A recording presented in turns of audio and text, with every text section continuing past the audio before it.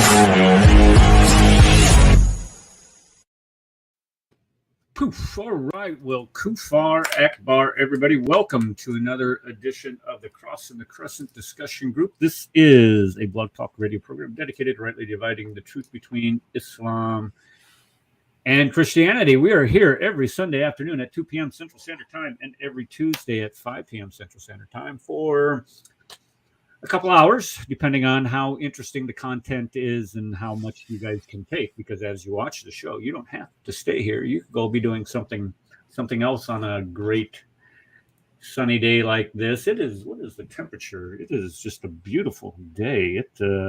It is 78 degrees. Wow, not too hot. And in New York, 71. Wow. I'm surprised you don't have snow yet there, Paul. I mean, it isn't June yet after all. We're expecting 80 and 90 degree weather here, so we're just excited. Rub it in, right? Yeah.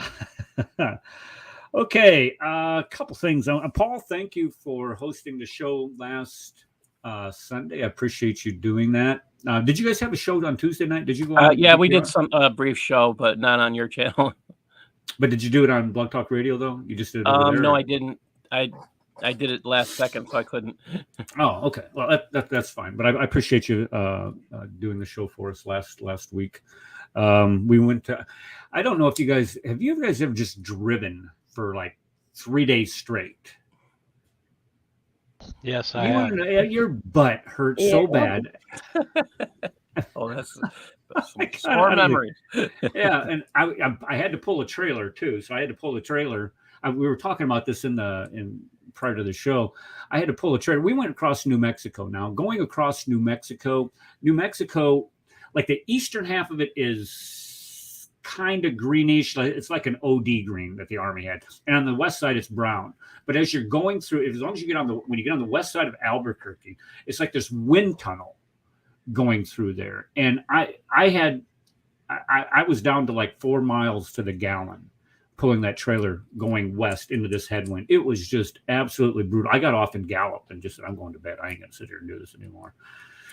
But anyway, coming back was a lot better because the wind's at your back. And plus it's getting greener and greener and greener as you're going. So it was kind of nice and got all that taken care of. Let's see here. I got an email this morning from Chris Claus's best friend, Beholder Guard. I sent him a message last night, and I said, like, tomorrow's show's about you, because what he wants to do is I posted a couple.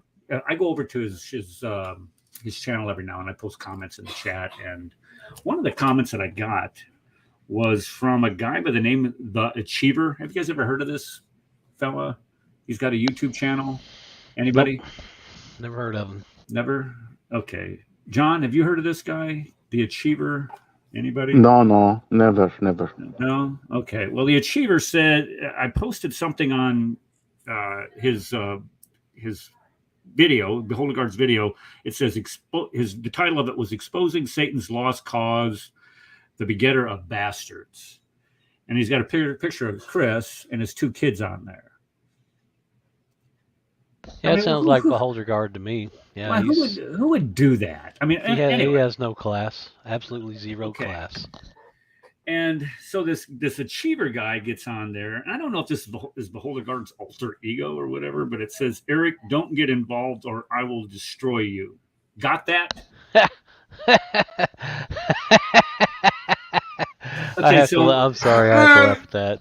Okay, so what I did, Eric, I can't leave you alone for a second. You're just making friends all over the place. Now you got another destroyer on you. I know you haven't been watching me, Rad. I've been naughty again. So I send this email to Beholder Guard last night because he had said that, you know, I don't believe in. Somewhere he posted, he says, I don't believe in. I'm no longer a Christian because the Bible has too many contradictions in it.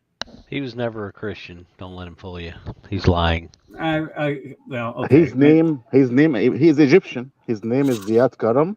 Ziad is a Muslim name. Ziad is a leader of. Ziad is a Muslim name. He never was a Christian. Now, does he have? I mean, did he change it to Ziad Karam? I don't think so. I checked his profile and I saw his family. His mother is Muslim. His father, I don't know. I don't have any information about his father, but he is living in Egypt. He was living in Egypt, and Ziad is very Muslim name. Is he? I thought he was in Greece or something. But he left to Greece after. Yeah. Okay. Yeah, he was getting so owned by Tippy Bear that he had to go and have her shut down. He did everything he could to shut her down on Pal Talk. Who was he? He was getting so owned by who?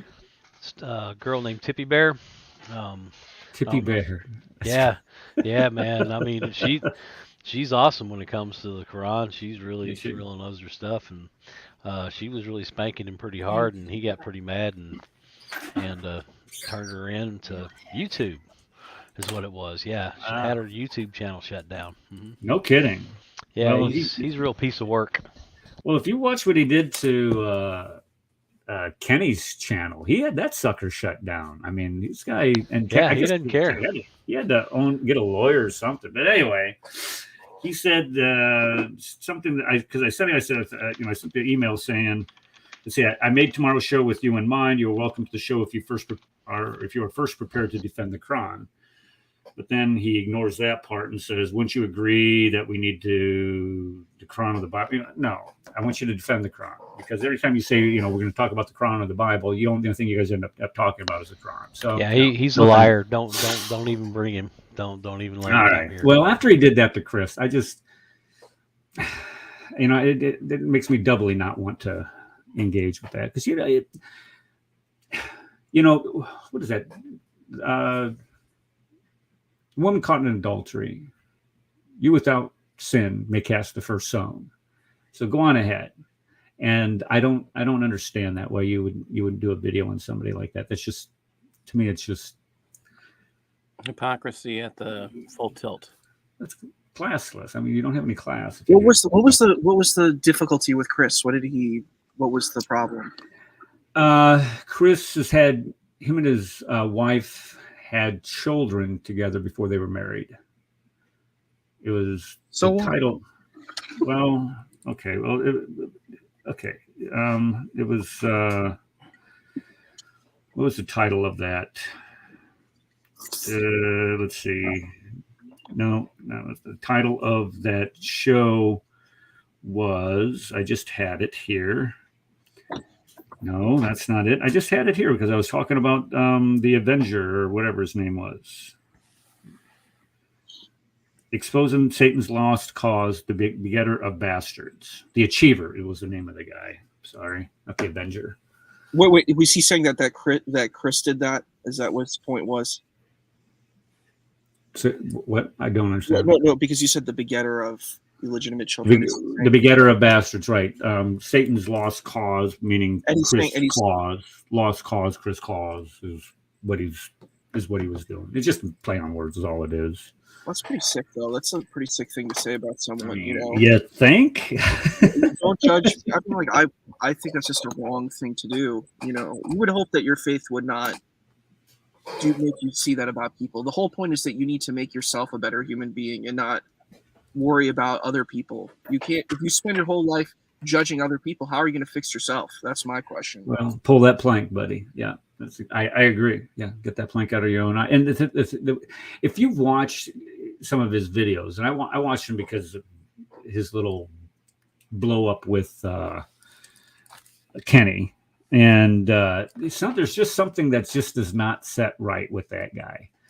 I mean, he talks in the third person all the time, refers to himself in the third person all the time.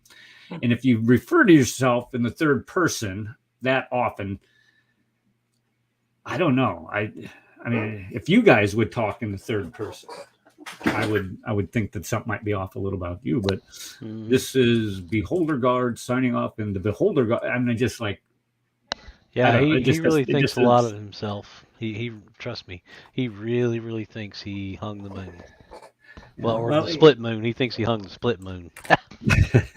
Well, I did. You know, one thing, and when they were going through that last year, because we had him on here. When was it? Last September, I think. I think it was last September. We had him on, and we didn't have him on during a regular show. We just did a separate podcast because I wanted him to get, tell us his side of the story, because Kenny was making a video about him every single day, and so I thought, well, I'll give this guy a chance to tell his side of the story. Now, whether it was convincing or not, I really don't care, to be honest. I could care less about the thing, but I just didn't like the idea of some self-appointed imam trying to tell everybody else that this guy is not a Muslim or is not whatever, and based on his side of the story. And he, during the Dog and Pony show that they called the Shura Council. They had that thing, and you still, it doesn't matter. But anyway, the guy, I think the guy's smart. I mean, if you look at and see what the way he's able to do things, and if you get some of these YouTube channels, shut down like he did, that was priceless. Well, I mean, when you're lying to everybody, which is what Kenny was good at doing, you kind of deserve that. I mean, you're claiming you're an authority when you have no authority, but you have no reason for your authority, which is, again, what Kenny was doing. He just makes up his story and then claims this is. I mean, that's basically what Islam does. I mean, so he's copying his prophet. He's claiming he's an authority when he has no basis for his authority. I mean, we got a guy who created little things to repeat. That actually is what the word Quran means, right? Recitation. Right. And, basically threw them all up in the air and they all come down and now you got all these little stories. And yeah, some of them don't make any sense. Okay, they're in the chat. We got the last Adam. Yeah, I'm having this discussion. He's decided to say that Adam was a prophet. So I've asked him to put up or shut up, basically. He said that Adam was a prophet. So I said, give me one verse that says Adam was a prophet. Why did there need to be a prophet from the first man? It doesn't make any sense. Well, who's he going to proselytize to? Well, that's children? Exactly it. Grandchildren? I guess you could make that argument, I guess. But well, they have lots of prophet, according to Islam. Lot. I mean, no. Yeah, this is where it becomes ridiculous, and it just demonstrates lack of knowledge. I mean, More does the proof Bible that say Islam that is Adam, false? No, it doesn't. That's the point. Does the Bible say that Adam was a prophet? No, it does not. I don't know. I read. He's the one who said it. That's the funny part. Well, you see, here's the part that a lot of people don't get. When you look at the books of the Bible, they're named after the prophets. Hello. Yeah. We don't have the Book of Adam, do we? Yeah. Okay, Here, so up. If you go all the way up to the top of the chat room, he said, "This will be interesting to see if you guys know the truth or if you completely do not understand the Bible and why Jesus taught what he taught. Adam, an apostle of the Lord Jesus Christ." Wait, I mean, again, he's using these terms and he doesn't understand what they mean. There's no need for apostles as the first man. Yeah. Show us in the Bible where it says Adam was an apostle, bud. Yeah. Let's see the verse. Come on, bring it on. Yep. Adam, an apostle of the Lord Jesus Christ. I don't understand. What is? Just don't forget your Muhammad confirmed the Torah and the gospel, and you're quoting the Torah, buddy. So let's see it. Yep. Let's see it once. Just once. Okay, so I mean, look at this. If you guys know the truth, because we don't understand the Bible. I mean, are you kidding me? It's the guy whose only ability is to deceive. And he doesn't have knowledge. Okay, I mean, when you got somebody that writes something like this, what is the starting point? Where is your starting point with somebody like this? I mean, how do you begin a conversation, a theological conversation, with somebody that thinks that Adam was a prophet and that Adam was an apostle of Jesus Christ? I mean, starting point is to mute him. Okay, I mean, I didn't see one of the disciples of Jesus called Adam. Did you? Paul, did I say that? I don't. Okay, all right. I'm putting him on ignore. He can post all he wants, but I'm just ignore it. I wanted to show you guys something that I did get out because I went to Arizona this past week. We packed up my dad's house and had a little memorial service for him. But there was something that I saw in this house. When I saw this, I go, those are perfect. And so what I did, oops, where did it go? I did the wrong thing here. Here it is. Nope, that's not it. There it is, right there. I picked up these fellas back here. Now, this guy has been with me for quite a while, but these guys made it a party, and I decided to bring those back here. And is that Muhammad on the right? I don't know. I haven't named them yet, but don't tempt me, okay? I told you guys that when I was a couple years ago, when my daughter moved, so I got her dog, and her dog's a German Shepherd. His name's Alpha. He's a big old oof. He's a super dog, really good dog. Okay, don't think I'm trying to disparage him any. But while we were out there playing frisbee, and we play this, you throw it, and he goes and catches it, brings it back. So okay, I called him Muhammad during one of them. I posted it on YouTube, and that you wouldn't have believed how much hate I got for how dare you call your dog Muhammad. I bet you wouldn't walk your dog Muhammad in my just all kinds of vitriol. So to name a pig Muhammad, I could about imagine how bad it would get. I think somebody would try to get my YouTube channel taken down or something like that. I don't know. Well, there's a new platform coming. Just keep an eye on David Wood. I saw that. What do you guys think of that? With him deleting his channel. Let's just go around the table here. Okay, we'll start with Ed, and then we'll go to whoever wants to chime in. But Ed, what do you think of that? Well, I think it's a great idea. I mean, he's always been a real smart guy, and that's why they call him the General of Apologetics. And he pretty much paves the way. I've met David Wood. He's a great guy, and you don't realize how tall he is until you meet him. He's a big guy. Yeah, he's 6'3", 6'4". I know he's a big guy. Yeah, he's a big dude, but he's really nice, really and funny. Oh my God, he is so funny. What do you think, Paul? Paul's kind of shaking his head now. Paul's not it doesn't look like Paul's approving this message. I'll be disappointed because I like his wisdom, but his discussion was very deep. I mean, what happens if he's talking about various reasons to leave? There are a lot of reasons to leave YouTube, and the only ones for staying here, to be honest, and he's right, is it's a large platform. It's frustrating that people like myself, David Wood, and others have to fight the commies, the people who like censorship, the Muslims who hate they hate the truth. Mm-hmm. And that's why David every week is fighting to keep his channel. He has to do it I mean, I don't know how many when my friend Vlad got his channel kicked off and locked off, he went to several different platforms, but he no longer has the reach. So the question is, where do you go? And that's what David Wood is talking about. Is there a place that can create? I mean, this is what has to happen. Somebody has to create something that can actively create on the same level as YouTube. We need some geniuses out there who are willing to compete. So once YouTube is forced into realizing there's somebody else who can compete on their level, that's when we'll have freedom of speech on YouTube. Sure. Okay. Yep. And as long as we're on servers that are in the United States, it still falls under the Constitution of the United States, you know, whether they like it or not. Yeah, after he said that he's going to delete the channel, I'm thinking, doesn't that seem like a little drastic? I mean, he's got 680,000 subscribers. I just checked, 680,000. I don't even have 680. Okay, this guy's got 680,000 subscribers, and to take that and just burn it to the ground.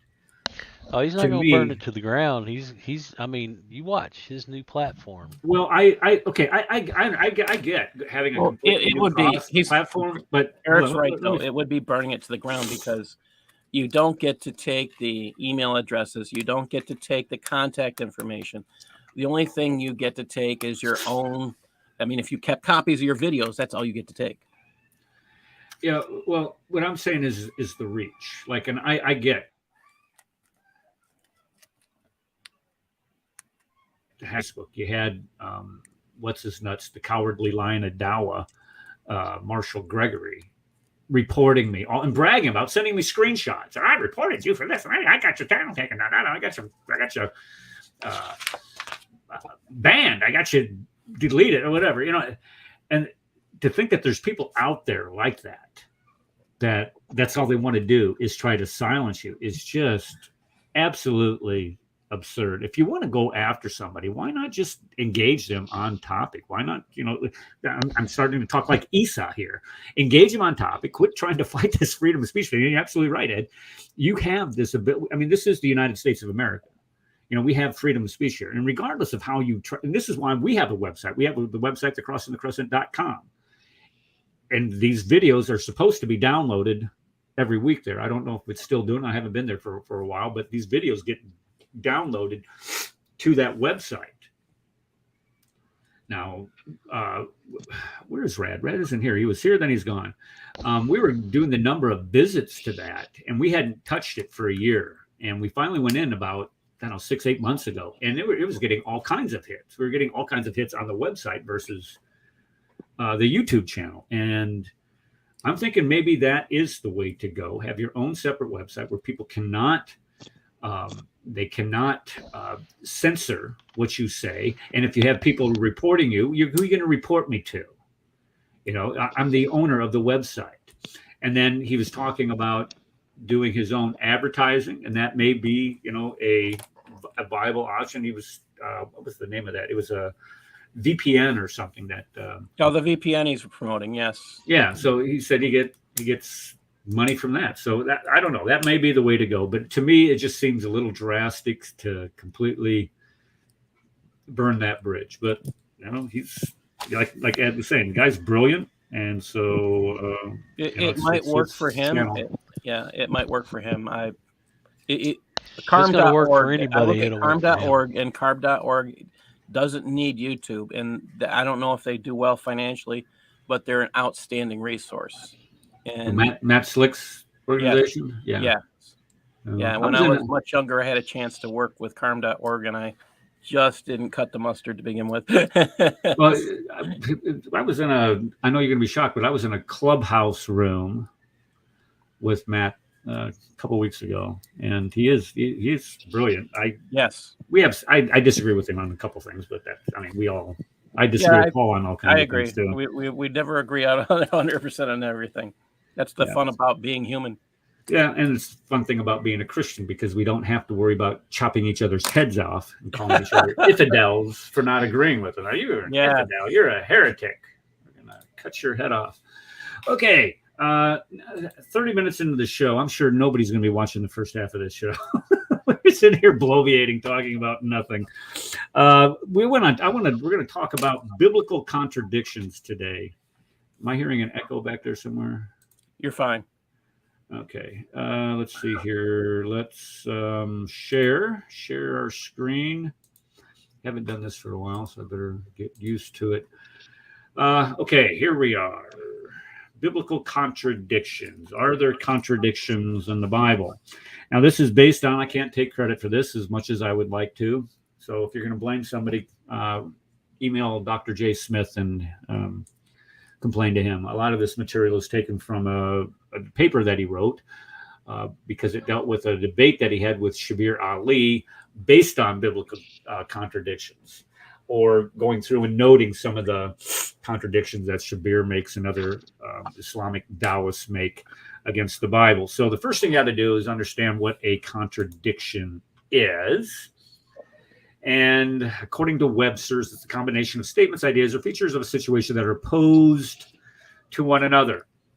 Now, opposed means that they do not agree. They're supposed. And here's a great. I don't know. Have you guys ever heard of R.C. Sproul? Yes, one of my favorite writers. Yes. Okay, so this is the way that R.C. Described a contradiction. He says that A cannot be non-A at the same time and in the same relationship. So in other words, I cannot be my father's dad. I can be a father, I can be a dad, I can be a son, but I cannot be my father's dad in the same time, in the same relationship. So it'd be just a contradiction. So when we think about that in an illustration, we make applications in these examples that we're going to use. You'll see what I mean by that. I got to sneeze. Okay, so does the Bible contain contradictions? Well, bless you before you sneeze. Yeah, thank you. I hadn't sneezed for a week, and I got home. That stupid cat. That cat. Stop. Okay, I'm just gonna get off of that. I think that cat is just. Anyway, all right, and then lastly, we're gonna make applications of these things. Okay, so, and I can't remember which one of you alluded to it earlier, but you mentioned the Quran affirming what the Bible says. So if the Quran's going to affirm what the Bible says, how can you say that the Bible has contradictions in it? That makes no sense at all. Why would a book affirm or say that tell you to look to this book if it contains contradictions in it or errors? That makes zero sense to me at all. But if you look in Surah 2, verse 136, it says, "We believe in Allah and on that which is revealed unto us, and that which is revealed unto Abraham, Ishmael, and Isaac, and to Jacob, and the tribes of that which Moses and Jesus received." Notice that, which Moses and Jesus received from their Lord. We make no distinction between any of them, and unto him we have surrendered. So he's making no distinction between what? That which was revealed to the prophets, so-called. At least he got this. I don't know. Was Ishmael considered a prophet? No. There's nothing in there that says he's a prophet. There's nothing in there that says Isaac's a prophet. There's nothing in there that says Jacob's a prophet. I mean, that's just. Then why would he include that? I mean, why would the Allah of the universe, who supposedly authored the Quran or the Bible? Joseph, I guess you could argue. I mean, Israel. You could probably say Joseph, but he didn't get that far. Well, yeah. Well, with Joseph, it was. Well, he did. Well, he interpret dreams anyway. Yes, but that's prophesying, I guess. Let's see. I was just reading through the chat here.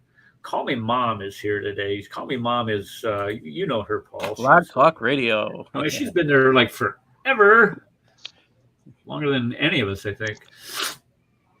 She's Superwoman. Okay. Yes. Contradiction. Oh, here we are. This is a good one. Contradictions are opportunities for study. You're exactly right on that one. Okay. And then you go to chapter 3, verses 2 and 3. There is no God save him, the alive, the eternal. He hath revealed unto thee the scripture with truth, confirming that which was revealed. When? Before it. He revealed what? The Torah and the gospel. Uh-oh, contradiction coming up. No, well, I mean, if he revealed the Torah and the gospel, and here he's saying that, they received this from their Lord, you're telling you to go look at it. That doesn't make any sense at all. Let the people of the gospel judge by which Allah hath revealed therein. So we're supposed to judge what he has revealed where? In the Bible. So if we were going to, this is so silly. We're supposed to look at the Bible. We're supposed to judge by the Bible, but the Bible is contradictory. The Bible is full of errors. That makes that much sense. 0 sense at all. Yep. They even try to tell you, no, Torah and gospel, but if you look at the Quran 45:16, it says the book. So what other book is there, right? What does biblos mean? Book. Exactly. The book, right? Yeah. The Bible doesn't say the Bible in it. Therefore, it makes it not true, right? And I've heard so many objections that kind of rattle around in your head. Verse 49. So judge between them which Allah has revealed. People of the book, stand fast by the law, the gospel, and all revelation that hath come to you from your Lord. This is silly to say that the Bible has contradictions in it and it has errors if you're using the same standard for the Bible as you are for the Quran, but we know that they never would. Anyway, all right. So what I'm going to do is I want to show you, the objection or the apparent contradiction, and then give you the answer. But before I do that, I want to give you an illustration here of what we're up against here. Okay, you have like an objection. It says, have you guys ever heard this one? Where does Jesus say, "I'm God, worship me"? Oh, yeah. Yeah. Yeah.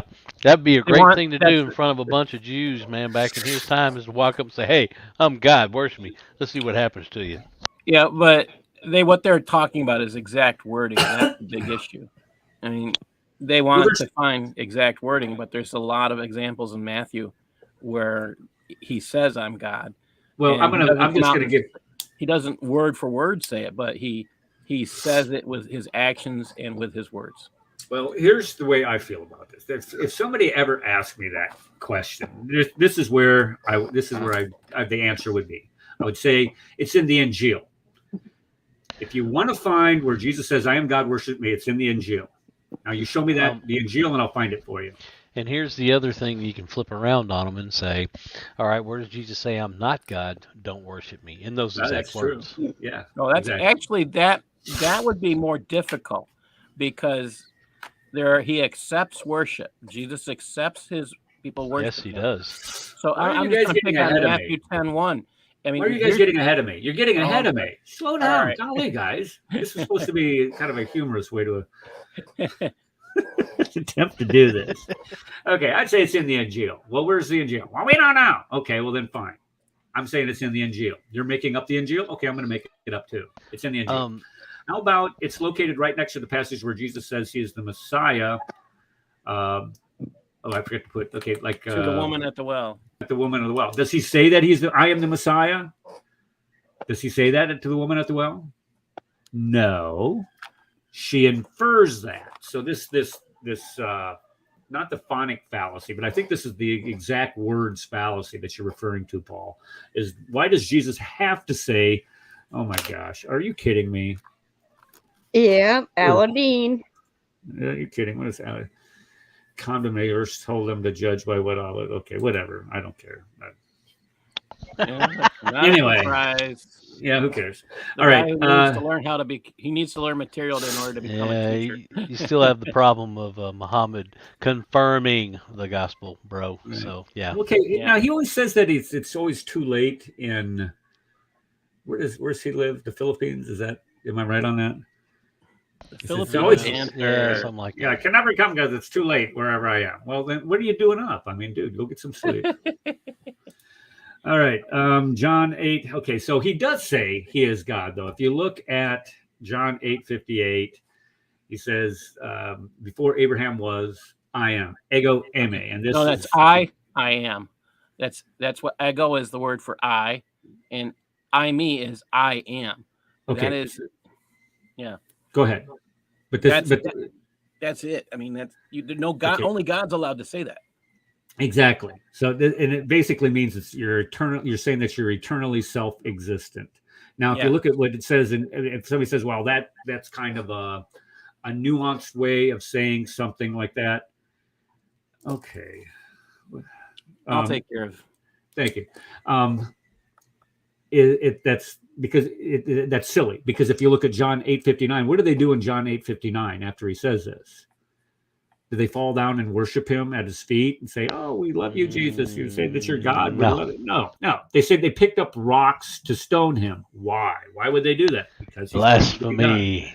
right. Boy, we got the works going on here today in the chat. Way to go. Okay, another place that we can answer this silly question is Thomas says, what does Thomas say? My Lord and my God. Now, if you read verse 29, Jesus says, shut your mouth. Don't you ever blaspheme me like that. I am not your God. I'm looking for that verse and I can't find it. Okay, exactly. It's not there. You would expect it to be there if the fact is that he was not teaching that he was God. You mean bigger the street, same word, and John 9:9 does not claim Jiminy Christmas. You know, this is what desperation looks, folks. You want to see what desperation looks like? This is what it looks like. Mm-hmm. Sure. That's what it looks like. He didn't even spell it right. So when you spell it right, you let me know. All right. And then, of course, he receives worship. He receives worship from the blind man. He's worshipped by the leper. He's worshipped by the angels in Hebrews 1:6. And if you even look in Philippines, this is what the guy does to me. Like I keep saying, he's not cognitively able to debate, so I don't expect any higher level.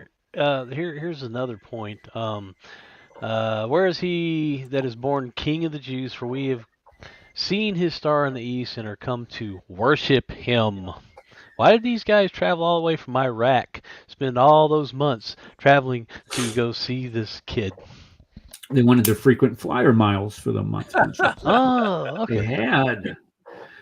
Okay, and then in Philippians 2:10, everyone. That's the Carmen Christi. He's worshipped by everyone. Okay, so this is just kind of how we're going to do this. We're going to put the objection or the supposed contradiction, and then we'll provide the evidences showing that it's not a contradiction. Okay, so just real quick, there's a couple of give-me's here. I mean, these are easy. 2 Samuel gives the total population for Israel is 800,000, whereas 1 Chronicles says it was 1,100,000.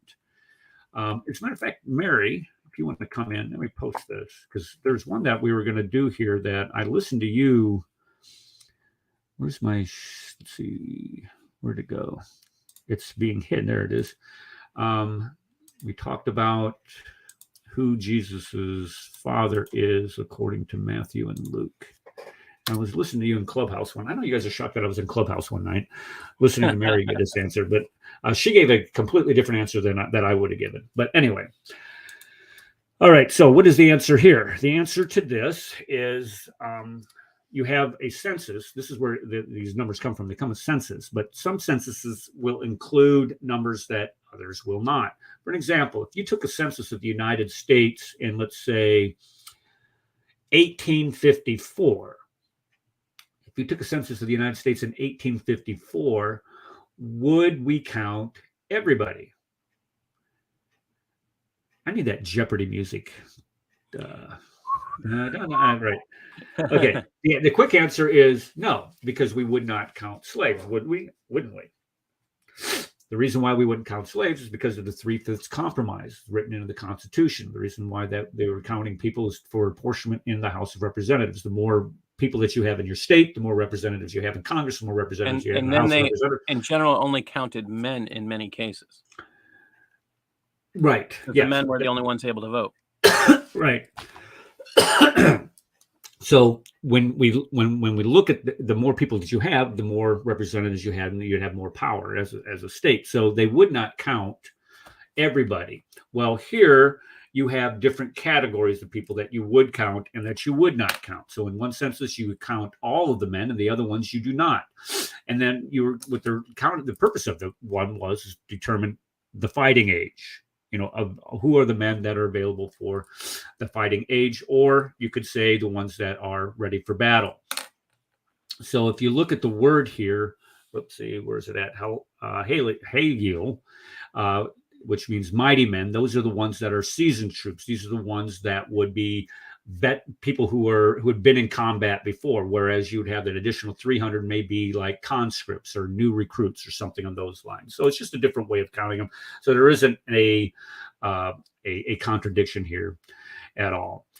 Okay, let's go to another one. Here you have Uzziah. Was he 22 or 42 when he began to rule over Jerusalem? Have you guys heard this one before?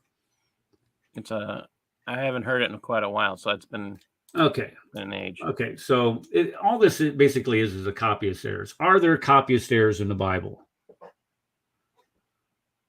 Yeah. Oh yeah. Yes, there are. They're copyist errors. Why? Because they're transcribed by human beings. Human beings are known to do something. It begins with or make something. It begins with an M and ends with mistake. They are known to make mistakes. Here's where Muslims love to argue that the Quran and its perfect preservation. And we've seen this shtick fall completely to pieces in the last 2 years. Or maybe it's just, was it 2 years? It's been 2 years, or has it only been a year? I think it's been 2 years. Oh yeah, there was 37 different Qurans out there. Yeah. Yeah, Jay Smith's got 37 different Qurans, and they've been counting the differences between just two of them, the Hafs and the Wash. I think they're up to like 9,000 differences, variants. Now, that doesn't mean that they're intentional errors. That doesn't mean that they intentionally went out and meant to change something. They just, people make errors, or they forget to write something down. They forget a word. They add a word. They didn't have Webster's dictionary back then, so they misspell a word. So these things happen because you have humans doing this. So we know he was 22 when this happened, and the reason why is because let's see here. It says mentions that as his father had Ahab when he was 32 when he became king, and that died 8 years later at the age of 40. So you cannot say that Uzziah was 42 when he dies at the age of 40. That makes no sense at all. So this is absurd to say that this is a huge contradiction when we know it's a scribal error. We know. Here's the beauty of it. We can go back to the oldest manuscripts that we possibly have. Keep in mind, they weren't burned. Just saying. By Christians anyway. They weren't burned intentionally to cover up the mistakes. So we are allowed to go back and look at these and try to figure out. It's called textual criticism, by the way, which they don't have in the Quran. Where we're allowed to go back. Or they're afraid to have in the Quran. Right. Say that again? They're afraid to go through textual criticism. Right, but they can't. So we're doing it for them. Oh, I was going to make a mention of something else, and I don't mean to backtrack here. Jay was interviewing, I can't remember who, I think it was Mel or somebody. What Mel is doing, or something, it doesn't matter. What he's basically saying is that we can see that the Quran developed from Aramaic Christian literature, homilies, hymns. Yeah, there's a whole book by Gabriel Sama. It's called the Quran misinterpreted, misquoted, and misread, or something to that effect. Yeah, I was going to order something here because there was 2 books that he had cited on that, and I was let's see. Come on, the Syro-Aramaic reading of the Quran, a contribution to the something Christopher Luxembourg, and then there's the other one by Gunter Luling, Challenge to Islam for Reformation. And both of these, what was the other one that you just said, Ed? It's written by Gabriel Sama, Sawma. He's a professor in Islamic studies. He wrote a book called The Quran Misinterpreted, Misread, or is something Quran misquoted, misinterpreted, misread, something to that effect. All right. Well, the whole premise of this is absolutely fascinating to me. And I was going to order these 2 books, but it's going to cost me $70. I see. That's it. Okay. Yeah. Yeah. Anyway, well, they're in PDF. They're in PDF though, so I think I'm going to get them on PDF. Anyway, yeah, if you can get the PDF, do that. But he shows where The actual language that it was written with was Aramaic Syriac, not Arabic. Right. Well, where does the Arabic? Where did Arabic develop from? And that is the Aramaic. But what he was saying, it was something about the diacritical marks when they were going there, and when they read, because the classical Arabic did not have diacritical marks. It's like an alphabet without vowels. Yeah. So, and the funny thing is, if you meet, I've seen videos where they show the Arabic without the diacritical marks and ask Muslims to read the Arabic, and they can't. They can't. Right. Well, it's like you and I trying to read Beowulf in the original English. It'd be very, very, very difficult to do that. We could understand parts of it, but we wouldn't be able to say everything to it. And this is where he used I think it was verse 20, chapter 23, if you guys want to bring that up. And he goes through, you can see where it's this Christian chapter 23 prayer, of the Quran. And it's like a Christian homily. Oh, I'll bring it up. And he wanted to show the beauty of the prayer itself, but in doing so, it's completely, he uses the word, the bastardization.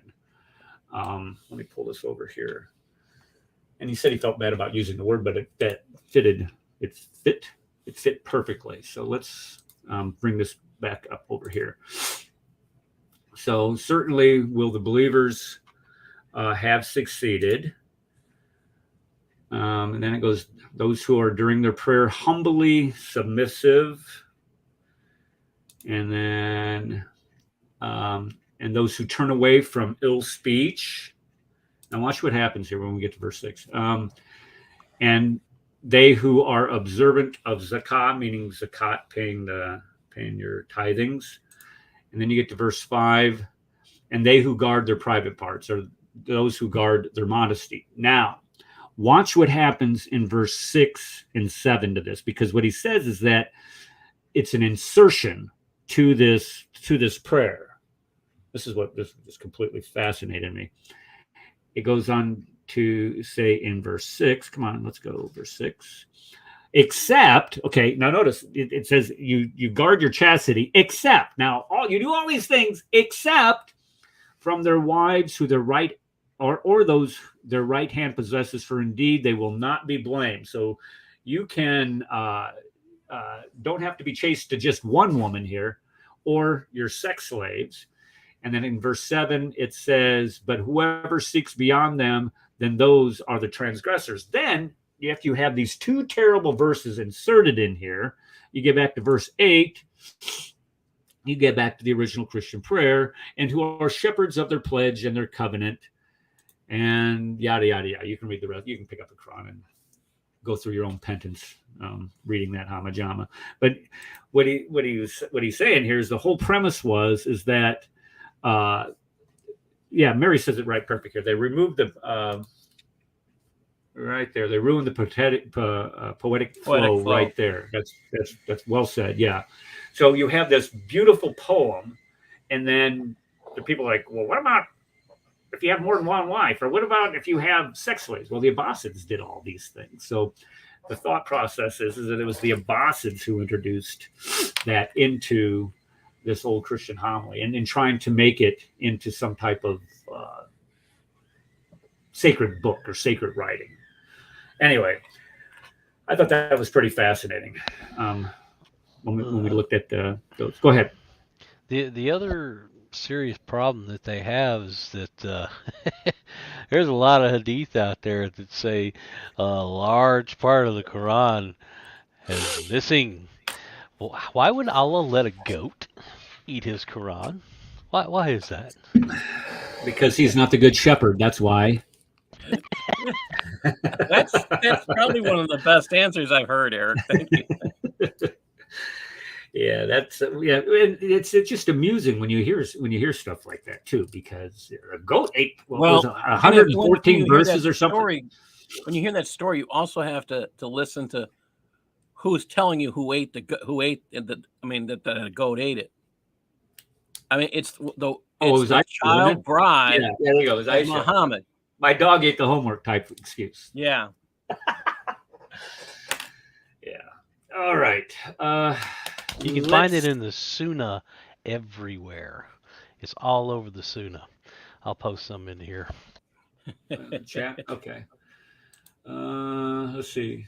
Very little manuscripts of Quran make textual criticism. Okay.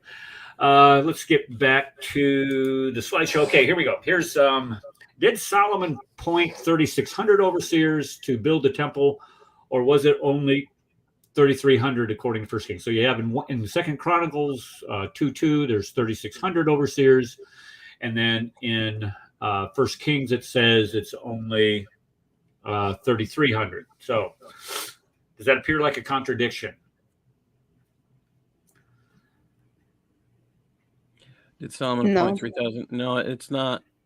Well, it's okay, but you would say, okay, now maybe it was a copyist error. Could it be a copyist error? You could make that. I think you could make that argument. It was just a copyist error. But here's the thing: what in the Hades does 3,600 and 3,300 have to do with your salvation? I think that's totally irrelevant. That's what it comes down to. I mean, 3,600 to 3,300 is 300 people difference, and I think it depends on the definition. I mean, if you're talking about overseers, what were overseers and by the person who wrote Chronicles versus the person who wrote Kings. I mean, there may be a little difference there. Okay, and that's exactly who are you including when you count this? Is like doing the census. So here you have Second Chronicles is including 300 people who were selected as reservists, because if you don't, it's like substitute teachers, Paul, or if you were going to count the number of teachers in your school district. That's what I am these days. But would you be counted as a teacher in your school district if you're a substitute? Not really. Okay. Could you be counted? I could be, but I'm not. Okay, you could be counted by one person to be a substitute or as a teacher. I'm a retired teacher. Okay. No, they don't count me as a regular. Okay, but could they say that we have 3,600 teachers in our school district and we have to include an additional, or we have 3,300, let's say we have 3,300 school teachers in our district, but we have to have 300 additional teachers as substitute teachers without making the delineation there. So you could, and this is what he's doing here. You're going to have people that are going to fill in when those workers cannot. So what you're doing is you're counting, the people who are actively working, and the other, you just have those that include those people that would have to come in because of sickness, injury, or if somebody dies, because people were known to die earlier back then. So it just depends on how you count them. So it doesn't have to match completely. And the bottom line is what in the Hades does this have to do with our salvation? Irrelevant. That's what it comes down to. It's not life and little things like this. I look at numbers and I mean, when we want to talk about stuff like this, I mean, we're talking about the Quran.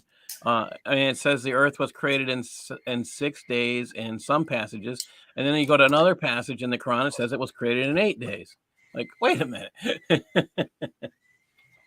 But of course, there's always explanations for that. Whereas in the Bible, there cannot be an explanation because it says it plain and simple. Well, that's the other problem is that the Quran says it explains everything in detail. So where is the Quran doing that? Right. Where's your detail here, buddy? Exactly. There's some passages that make absolutely no sense. All right. Now, this is the one I wanted Mary to come up on because Mary was in a clubhouse room a couple weeks ago, and she gave an explanation on why in Matthew, when they're going through the genealogies of Christ, does Matthew mention Joseph? Let me see. Who says that Joseph? Let's see. Jacob was in Matthew and Heli is in Luke. Okay, no, this is the father of Mary. Okay, that's right. I'm thinking, no, it's supposed to say Joseph. Or no. Let's see, the father of Joseph and husband of. Okay, here is one way to look at this. And I don't, let me go back to chat here. I didn't look at chat. Sorry. I didn't see if Mary was still there. Okay, here's the answer. Number one, Matthew gives the genealogies of Joseph. Now, why does Matthew give the genealogies of Joseph? Because Matthew is more focused on the legalistic perspective. The legalistic, why is Jesus legally a descendant of David? And that is determined by who your father is. You follow the genealogy that way. Where Luke goes through Mary's father, because Mary or Jesus did not have an earthly father, and he's thinking biologically. So when you look at Matthew, he's looking at from Joseph's perspective, and you look at Luke, it's going through Mary's perspective. Now, both of them establish a lineage from David to both parents. And the important part is that Matthew is looking at it from a legalistic point of view, where Luke, being a doctor, is looking at it from a biological point of view. So it isn't a contradiction. It's whose parents are you tracing your ancestry through? Luke is saying it's biological because Jesus had no father. And then Matthew is saying it's Joseph or it's Jacob. It's Joseph's father because legally, according to Jewish law, it has to go through the father. Go ahead, Ted. I was just going to say that this argument that they have is about the most stupid argument I've ever seen in my life, because didn't God create the human race? Didn't he create man? Why can't he create man again? Well, hello, people. I mean, I really don't get where they're even trying to come up with this argument, because it's like, wait a minute, he created Adam and Eve. Oh, but he can't create Jesus? What happened between Adam and Eve and Jesus? Well, The guy couldn't do that. I think you have an extremely important point here that you make when you said Matthew 1:18 to 25 tells the story only from Joseph's perspective, while Luke 1:26 to 56 is told wholly from Mary's point of view. The Bible, because it's talking about giving perspectives, it gives differing point of views, which actually verifies things. Because that's what the Gospels are. They're a collection of separate accounts of what Christ did. And this is the problem with saying that this is the Injil. It's a book given to Jesus. Now, who would say something like that? What kind of idiot? Let me step back here. Well, I got an answer. A person who is illiterate, who can't read, might think it's that just might be it, right? Well, who would say that it was a book given to Jesus? Somebody that cannot read, that doesn't understand what the gospel is. The gospel is actually a verb. It's the good news of what Christ did for us. So when you talk about the gospels, these are a proclamation or a telling of the good news from 4 different perspectives. Matthew, being the tax collector, is going to be looking at it from a legalistic point of view. Why? Because he dealt with the law when collecting taxes all the time. Whereas Luke, getting it from Mary, but Luke, looking at it as a doctor would, he would not think that Joseph was the father if the gospel message is true, and that part of the gospel message is Jesus had a virgin birth. So why would Joseph, according to the law, be counted as Jesus's father? Well, if you discount the law, if you're just looking at it from a purely biological view, I'm getting confused here. The point, what does this say? The point, because their point is Jesus has 2 different fathers according to them. Well, yeah, he just got banned. He just got shut down by Dragon. So thank you, Dragon, for taking care of that. Okay. Yeah. What is it with Mary? What are you doing here? I was so impressed with her Bible. He thinks God wrote. Okay, let's go to this next one. Okay, where am I? Right there. All right. Jesus first met Simon Peter and Andrew by the Sea of Galilee, or on the banks of the River Jordan. So, the answer is, look at a map. Location, location, location, location. That's all you have to do. If you look at a map, now I'm going to bring up a map here, and you're going to see by looking at this map, here you have the Jordan River. The Jordan River flows into the Sea of Galilee through here, okay? And then it flows out on the south end. It's called the Rift Valley, all the way down to the Dead Sea. So when we think of, okay, did he meet them on the sea or the shores of the Jordan or the shores of the Sea of Galilee? If you called this the Jordan River, could you call the Sea of Galilee the Jordan River if the Jordan River is indeed flowing straight through it? Yeah, that's too easy. You could do that. I mean, so you don't have to sit here and say, okay, well, it can't be, or this has to be a contradiction because it mentions the banks of the Jordan, it mentions the Sea of Galilee. Right here, let's see, let me get back up here. Okay, so right here, when it's flowing in here, is this, if you're sitting on the shore right here, are you sitting on the shore of the Sea of Galilee or are you sitting on the shore of the Jordan? We can So definitely see. I that live on the edge of the north of the Genesee River and Lake Ontario. So, they call that the mouth of the river. They don't call it, and that's you're going to refer to it more as the river. When you're on the beach, you'll call that part the lake. But when you're talking about when you're right there at the mouth of the river, it's the mouth of the river. Yes. All right. So, but my point is that you can call it either or and still be accurate. But the bottom line is does this, I mean, in the great scheme of things for my salvation, does this have anything to do with our salvation? Nothing. As a matter of it's a diminutive point. As a matter of fact, in Alabama, the Tennessee River flows through Gunnersville Lake, and on the other side, it's called the Tennessee River. Again, it flows through Tennessee. It's a really big river, and it goes through all of these lakes, Tim's Ford, all that. Yeah, we happen to know that those lakes were formed by those rivers. That lake, that Sea of Galilee, was formed by that river that went through it. That's the important part. That's why that's what it comes down to. We know that from basic science. You can take a basic class in earth science and learn that.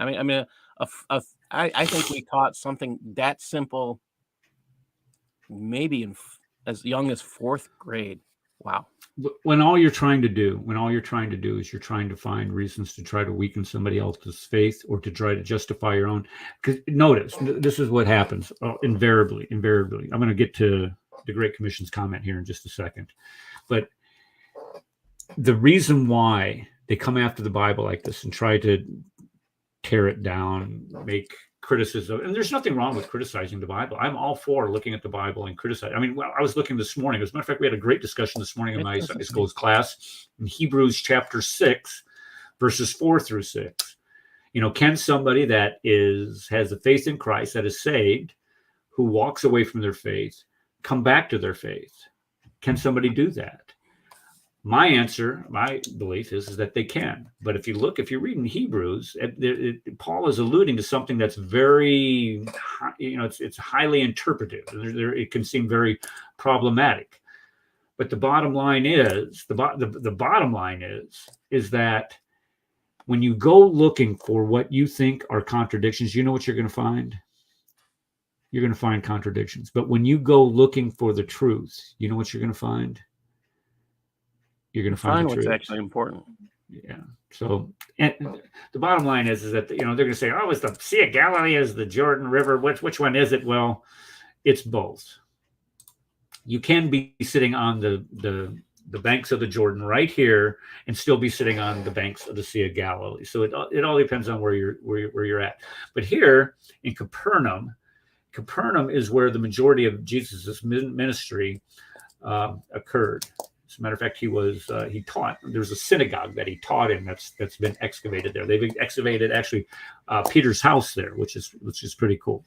Okay, I want to get the Great Commission's comment here when he talks about the lineage of Mary and the necessity for her being the seed of a woman from the proto-evangelium, which we find in Genesis 3:15. So that's a great point that it had to come through there, and to make that. I'm going to sneeze again to make that allusion. Bless you. To make that golly. I should have taken my what's that stuff I take? Allegra D. I should have taken one this morning. Okay, here in John 19:17, it says that Jesus bore his cross. And in Matthew, it says that he did not. So which one is right? Did he carry his cross or not? Well, this is kind of like the argument with the thieves on the cross type deal. And we're going to go to that one here in a minute too. So the only reason why I'm addressing this one is because that Asana guy that was on here, I don't know, a while ago, year ago or whatever, brought this up. He says, well, it was Simon the Cyrene that carried his cross. So this one is incorrect. And plus it says that Simon the Cyrene is the one that was on the cross. It doesn't say that at all, but in order to make the Quran work, you have to distort sacred scripture. Yeah, you have to get very creative, right? So it says in John 19:17, it says he's going out carrying his cross in place of Golgotha, the skull. But in Matthew, it says that he was led out to be crucified. And as they're going, that Simon the Cyrene was forced to carry his cross. So did Jesus carry his cross? Yes, according to John and both Matthew. But did Jesus carry his cross the whole way? No, he did not. So it is not a contradiction to say that Jesus did not carry his cross. Let's see. And then Simon the Cyrene. How would you like to be Simon the Cyrene here? I mean, just coming into town. There's also another point that I'd like to make about all this. There's this thing that's called telescoping. And the Gospels, you'll see certain Gospels do detailed explanations, and you'll see other Gospels do a brief explanation. That's what we like to call telescoping, because you have certain Gospels that will make mention of a certain thing going on as a witness, right? But you only need to have one witness that gives the whole account, right? You can have other witnesses that corroborate those accounts. It doesn't have to be all of them. It's just enough to make the facts what they are. Exactly. See what I'm saying? Yeah. Now, when we have these differing stories, does this look? Let me just put it back up here. Does this look like a contradictory? Why did I do that? There we go. Does this look like a contradiction? You have one saying that he carried his cross out of the place of the skull, or out to the place of the skull. Where am I at? And then you have this one saying that it was Simon was forced to carry the cross. So is in Matthew, is it saying that Simon carried the cross? That actually is a test. That's like eyewitness testimony. There's a slight variation that actually proves that this is an actually true statement. Exactly. Okay. Yeah, so when you have, say that again, Darcy. I didn't hear you. Different perspectives, different locations, different ways of seeing what's going on. Okay, if this is exactly, if these Gospels were all exactly the same, and you didn't have variations in them, as we do here, where one says that it appears that Jesus carried it the whole way, well, Matthew says no, Jesus went out carrying it, but Simon the Cyrene carried it. If they were all exactly the same, you would have something called collusion going on here. Yes. And when you talk about eyewitness testimony, if it's exactly the same in every single detail, then you know these guys are colluding together. You know these people are colluding together because they've made up this story, and they've made sure that every single last detail and fact fits. Whereas if you have variance in here, we say, well, he did carry the cross to Golgotha, and then over here it says that he went out carrying the cross, but Simon the Cyrene, well, you know that there's truth to this statement, because one just doesn't mention that Simon Cyrene carried the cross part of the way. It does, just because it doesn't mention that, does that mean that it's not true? Does it mean that the two statements are contradictory? No, it doesn't mean it at all. It just means you have two different perspectives of the same event. You want to hear something funny? I did an experiment before I did a show. This is a couple years ago. It was talking about this. I went and I asked my mom, my mother-in-law, my wife, my sister-in-law, and my father-in-law. I had 5 different people, and I asked them all kinds of questions about my wedding. And I asked them, okay, what day of the week was the wedding on? Where was the wedding located? Who was my best man in the wedding? What song did you sing in the wedding? And my father-in-law sang a song. He doesn't remember it at all. He doesn't remember singing in the wedding. He goes, I didn't sing in the wedding. I said, dude, I got it on videotape. You did sing in the wedding. Now, just because he thinks that he didn't sing in the wedding or he doesn't remember the name of the song, does that mean that he wasn't at the wedding? No. Just because somebody didn't know the name of my best man does it mean that they were in the wedding? No, it doesn't. So just because you can't recall all of the details that you have may not be the same, does not mean that they were not there and were not able to record the same events. And on top of that, it's not just memory. It's when you're writing, it's what you consider important that you're communicating. Yeah, you're exactly right. Yeah, because if you don't think it's important to mention what the song was, then one story might say what the song. Your father-in-law got up and sang a song, and the other one doesn't mention the song at all. Does it mean that they weren't at the wedding because he doesn't mention the song? No. The same thing is true here. Just because John does not mention, John doesn't mention Simon the Cyrene doesn't mean that Simon the Cyrene didn't carry the cross. He just didn't think it was important enough to mention. That's a better way to put it. Thank you, Paul. I will also put it this way, which I'm really impressed, Eric, that when a father-in-law sings at the wedding, wow. Yeah, I mean, you normally father-in-law. Love to both of you. Your boohooing is normally what you're doing if you're the father-in-law. Yeah. Not usually to giving mention, a hard time to the not to mention through all of this, weren't there Roman soldiers, kind of with whips and stuff like that, whipping Jesus and making people get out of the way, and everybody forgets about that part, right? Was he even capable of carrying a cross that far? Right. Yeah, you're absolutely right. I mean, because what's that condition he had?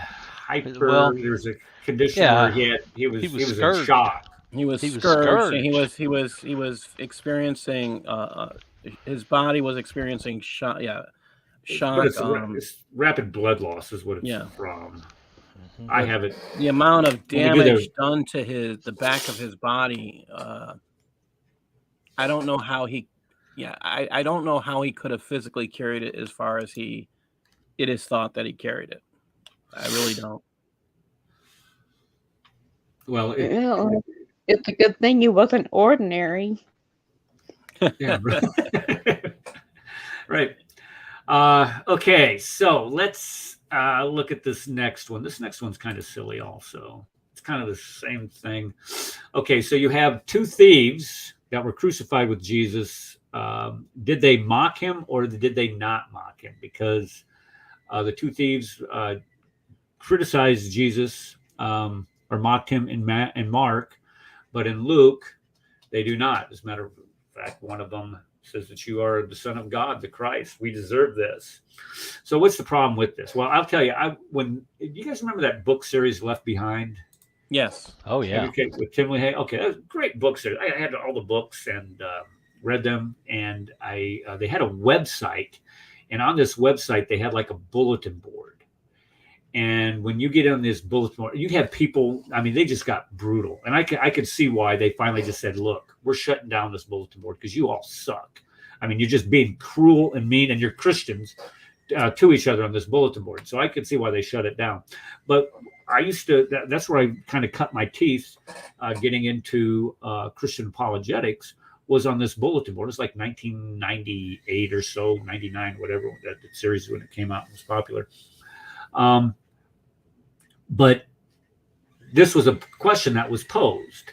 And this is what kind of got me interested in all of this. And I'm thinking, well, what if they did it at different times? Because once you get nailed to the cross, you're like, ow, that's going to hurt. And you're going to get a case of angry because you are hurt. So you're going to look to revile anyway, because you're not the main guy being crucified there. I mean, who's the main guy? I mean, the guy that gets in between the two thieves, he's the main guy getting crucified. The other people could care less about you. So they're reviling him. So I'm thinking at the same time they're reviling him. But when the thief comes to terms with what's happening to him and who this man is, this is where he stops reviling him. And he's telling him, Jesus, remember me when we go to the Father. So Jesus tells him, you will be with me this day in paradise. Okay, so could he have been reviling him at the beginning, the time that he was? Oh, entirely on the cross? possible. Yeah, and then is it possible where he does not revile him? Exactly. So here's the answer to this. I mean, there could have simply been a recognition of during the time period of Christ's words and his actions on the cross, and that could have been enough for them to wake up and say, "Oh my gosh, this is the Messiah." Right, and it could. And this is where a realization of who this guy was comes about. So this is this is where it says that both. It says one of them mocked him and the other one did not. Where you could make that recollection at the end, where one is mocking him, but the other one did not. Mark says that both of them did, and that could be true at the same time. At the beginning, when they're on the cross, they both could be mocking him and reviling him, but at the end, the other one could come back and defend him, like it says in Luke.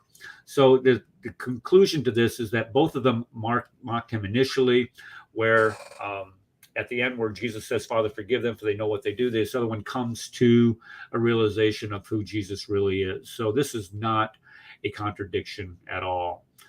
All right, let's get to this one. Does anybody have anything else they want to add to that? I don't want to go too fast on these. No, I just wanted to make a quick statement. If you haven't seen Passion of the Christ, and that's very well done, it shows the kind of a taste of what Jesus went through. Yeah, what they say about that, Darcy, is that that's probably the most accurate depiction of what crucifixion was like. The scourging. I mean, the scourging scene. My God, the scourging scene, folks. Yeah. That is just you just can't sit there. You can't watch that movie without tearing up. You just I mean that it's just brutal. God, but yeah. So when you look at the scourging scene itself, and then you start making these assumptions, because one of the objections somebody said, well, go ahead. Even Pilate, when he saw what they did to him, he got pretty upset about it.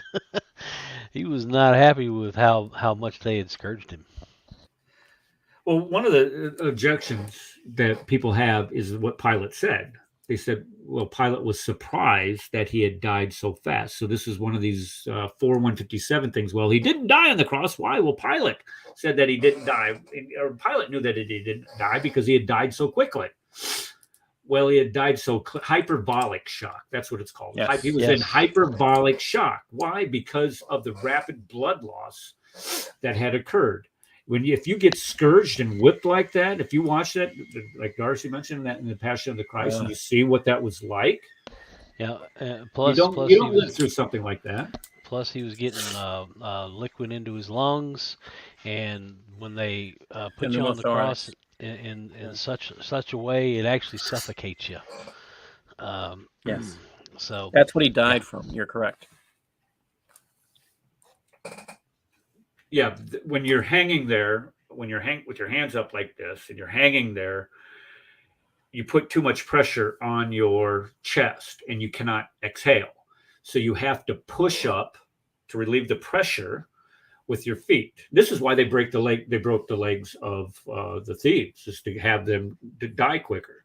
And this is the exact argument you would have against this idea that Jesus swooned on the cross. You don't swoon. Go ahead, Ed. Well, I was just going to say, there's one more big, huge thing to all of this that everybody misses.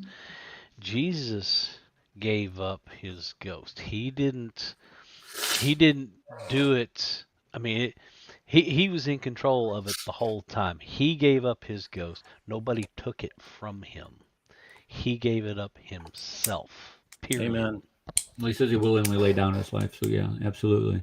But to go back to this swoon theory thing, where Ed was talking about how you suffocate, and this is true. They would know, these Roman soldiers would know that somebody that has been crucified was dead when they're not pushing up with their feet anymore.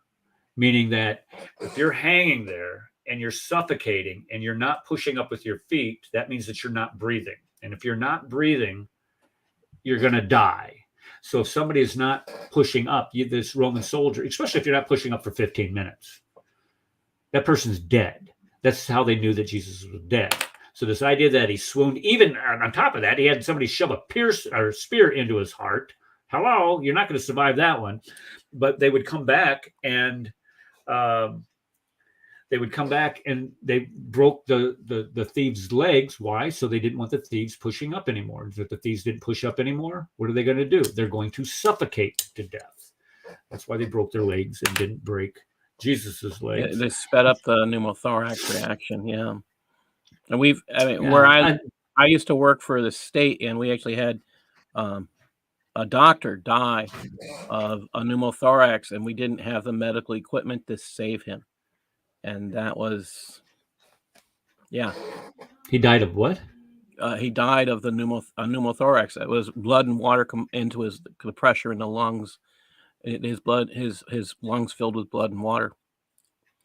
A doctor, you're saying? Yeah, a doctor. Well, how does that happen? We were in a medical facility that didn't have the capability to care for him, and I have no idea why nobody knew. I mean, there was nurses there. It just happened in the time period. It was the top dog in the facility I worked at. Okay, we have Danny Davis in the chat. Devil Davis, according to some self-proclaimed imam. Devil, can you tell God Logic that I'd like to have him on the show this Tuesday if he would want to come? Because I had sent a message to him and he said that he would love to come to the show sometime. So I'd like to have him. So just ask him. If not, I'll send him another message on Clubhouse to see if we can get him here on Tuesday. Okay, and if you guys haven't been over to God Logic's YouTube channel, you need to get not now, but after the show is over, you need to get over and see what he does, because some of these live sessions, he was with who is the Sheikh? Uthman, Sheikh Farouk, yeah, Fibbin Farouk or whatever his name is. The Fibbin, the Fibbin liar. Yeah, he posted a video. I think it was last week, because I was watching it. I wasn't watching it as I'm driving. Oh, that was out good. to Kafirstan West, but it was a classic. And also there was another video where some little munchkin come running out of the tent and wanted to give him a beat down or something. Oh yeah. That was. I'm like, dude, you're gonna get your butt kicked. I mean, and Danny, he was calm and collected. He's like, dude, just stand back before you get squished here. That was little man syndrome right there. The Uthman Fibbin. Let's see, Ibn. How do you say that? Uthman Fibbin Farouk. I love that. God Logic's point of that footnote is it's hilarious. Yeah, I mean that, and this is if you listening to Farouk, the Sheikh, the one that has a master's degree in Ahadith. Go through this. I'm trying to explain. I mean, when you have to go through that much explanation to make a point, you know you've lost the argument. He was doing gymnastics because God Logic asked him, I want you to show me where all prophets or all messengers are the Messiah. Something along those lines. And this is what the whole, I can't remember how the whole argument goes, but the fact is that he's completely destroying the English language and trying to make the point that Jesus was a Messiah, but not the Messiah. He's basically removing the meaning of the word in the passage that he was citing. So when you get over there, go ahead and take a look at it. You can see what I'm talking about. If you had to do that many gymnastics in order to make your point work, you know that you're in trouble. You know that you're wrong. It was like that guy that we had on here, the Black Hebrew Israelites, Dula. Dula was trying to tell us that all of the apostles were black. And the reason why he's trying to tell us that all of the apostles are black, don't you see, is that you have to read Acts. It was in Acts. Let me go through this here. Because I was just astonished that somebody could be that obtuse. But then again, you know, somebody that uses racism to justify their religion or to propagate their religion, I don't see why they don't do that. It says, meanwhile, Saul was still breathing out murders. No, was this it? No, it was chapter 13. That was chapter 9. Okay. Now in the church at Antioch, listen to this. Listen how this reads. Now everybody that was in the church of Antioch is black. Here's why. Listen to this. Now in the church at Antioch, there were prophets and teachers: Barnabas, Simeon called Niger, meaning black, Lucius of Cyrene, Manaen, who had been brought up with Herod the Tetrarch, and Saul. So when it says that Simeon called Niger, that means everybody was black there. Why would they mention him being black if everyone was black there? They wouldn't have mentioned him. It wouldn't have been important. I mean, But this is what desperation looks like, though. When you have to do this, when you have to go through this many mental gymnastics, or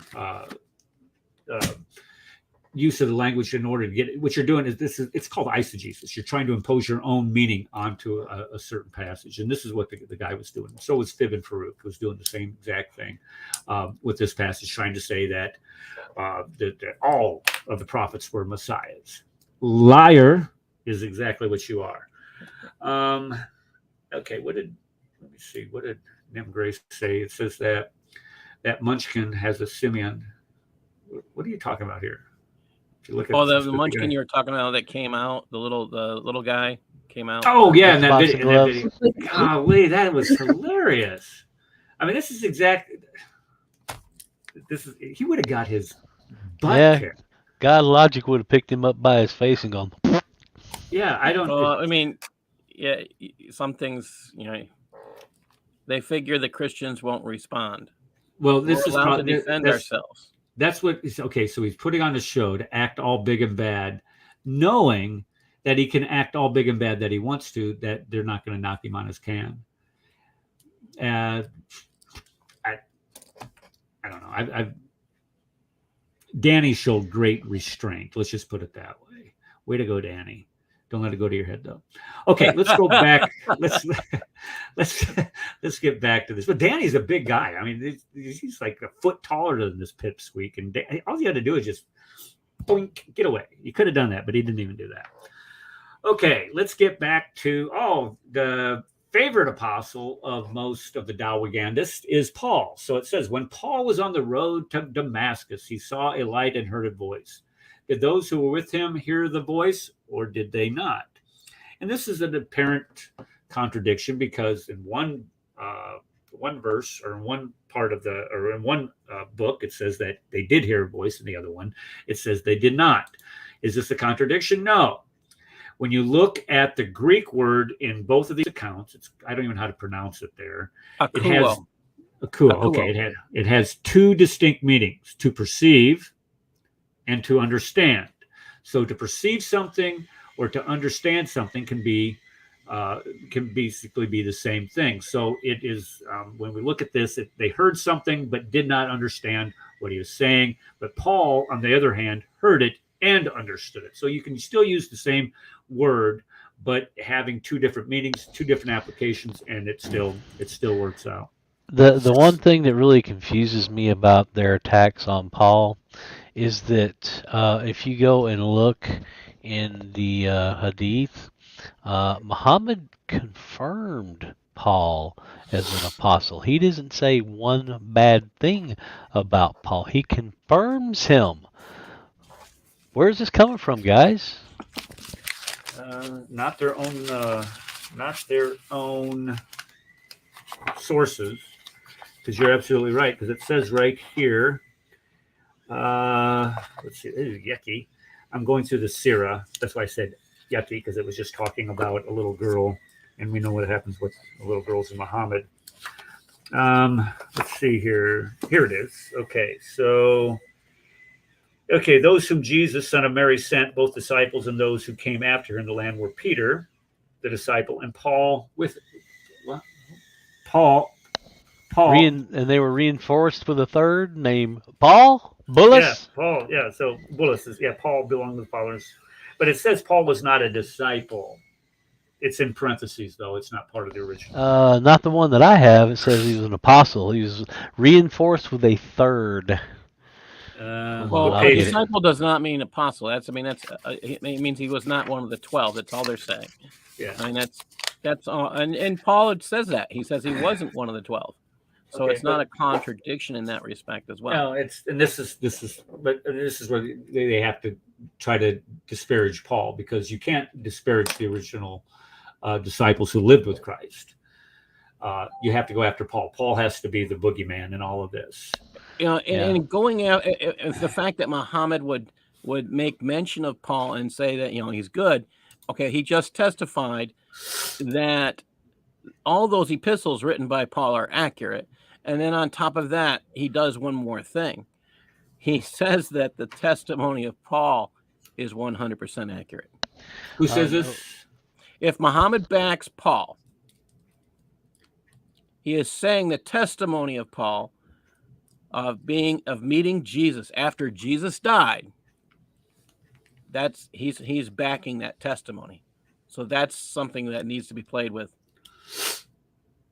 Yeah, they used to have that hadith at qtafsir.com, but they wiped it out. So I finally found it somewhere else. I posted it here in the private chat.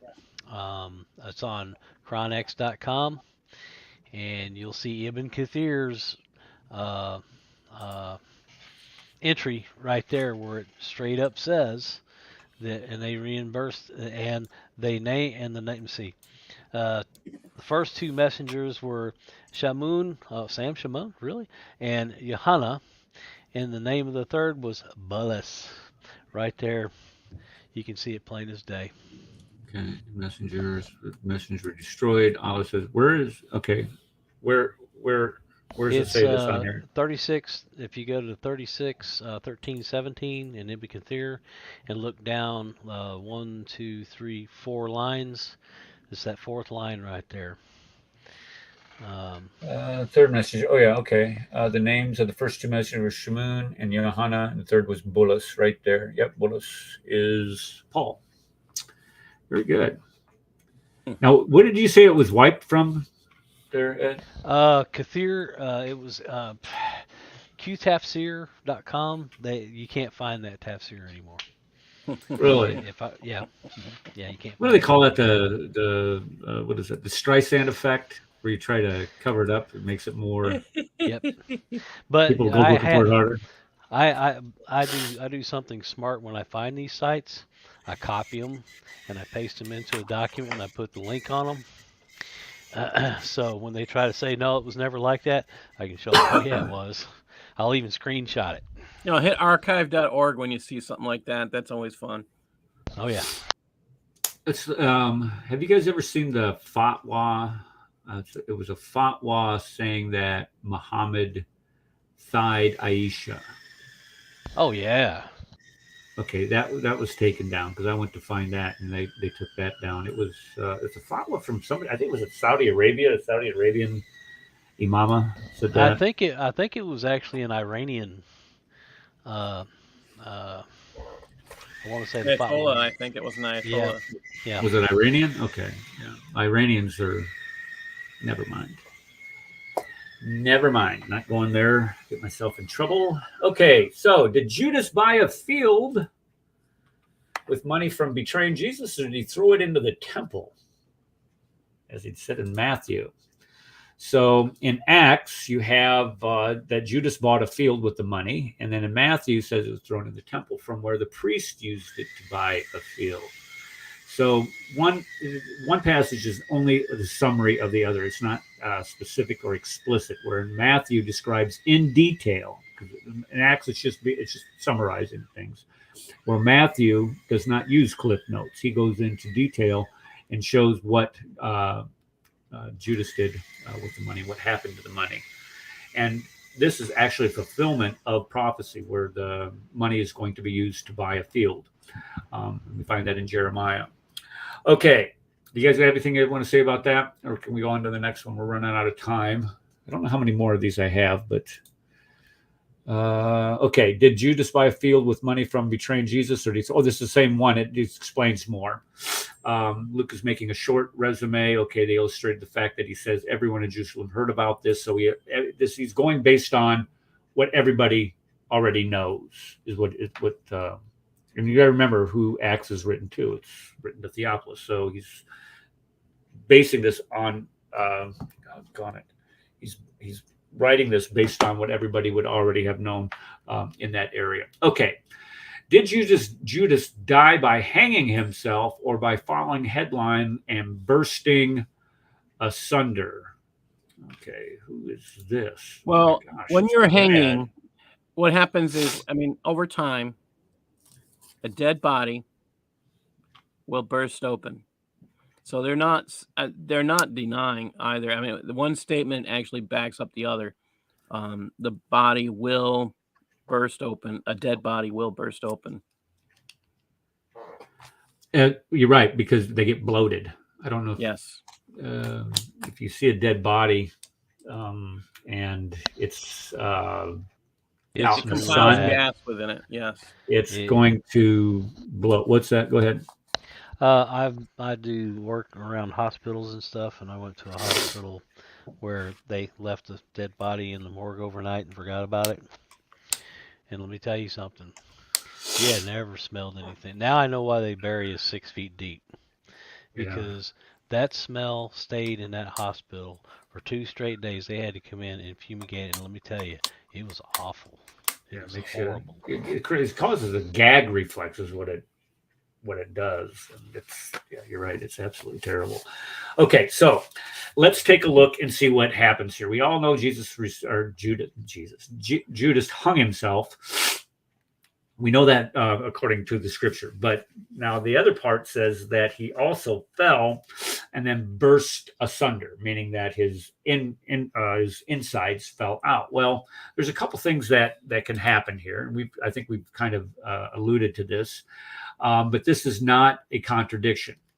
The reason why is because Judas in Matthew says that he died by hanging himself. But if you look at Luke says that he fell and then died when his innards fell out. So what can happen here? You could have the emphasizing of 2 different parts of this episode, where you have the beginning, he hangs himself, so he's dead. But then as the body rots and bloats, you can have right here, I wrote this part in here. The head let's say if the head starts to, if you're hanging there, how long are you going to be hanging there? If you're hanging there for a couple of days, can your body decay where the head is going to become detached? Yep. Because of decay. Okay, so if you're hanging and then your body falls and you're bloated, can your body burst open? Yes. So this is exactly what can happen. He was on the rope for a couple of days, and then when the rope finally broke or came untied or the head popped off and the body fell, it can burst asunder. So this is not a contradiction. It's a clarification, if anything. It's a clarification that the two describing what happened. Yeah, one's describing what happened at the beginning, and the other one is describing what happened to the body itself. So Mary puts both in here. Mary puts both of them happen, and it's true. It's Go ahead, detail. Brad. It's total detail. That you do not find in the Quran. Well said. When the Quran has a lack of detail, they say that's a miracle because it doesn't have detail. We have detail. They say, oh, that's a contradiction. No, it's called details, and details matter. Well, and Paul mentioned before, it was, what part are you going to emphasize? Some people emphasize one idea over the other. Okay, let's go back to this one.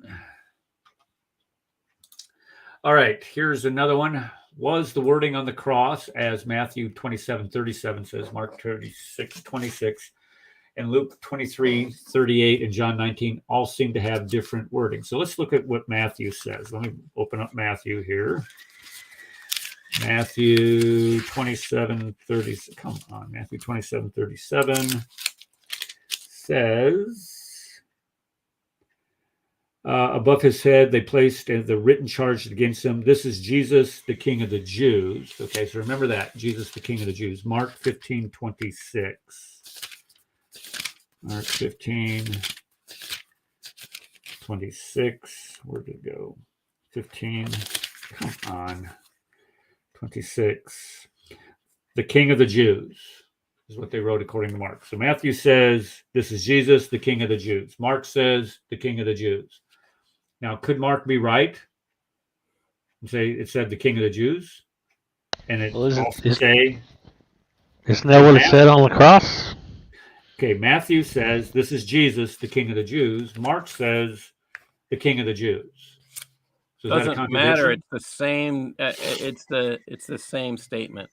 Okay. Well, this is where you gotta have perfect wording here, according to the Muslims, because we know the Quran's been perfectly preserved. Well, yeah, well, if that's the case, I'd like them to clarify a lot of passages in the Quran that simply make no. I mean, they're incomplete sentences.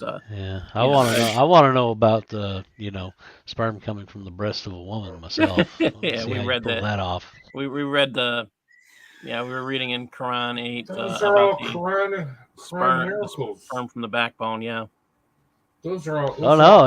Miracles, if you read it, it not only comes from the backbone of the man, but it comes from the breastbone of the woman.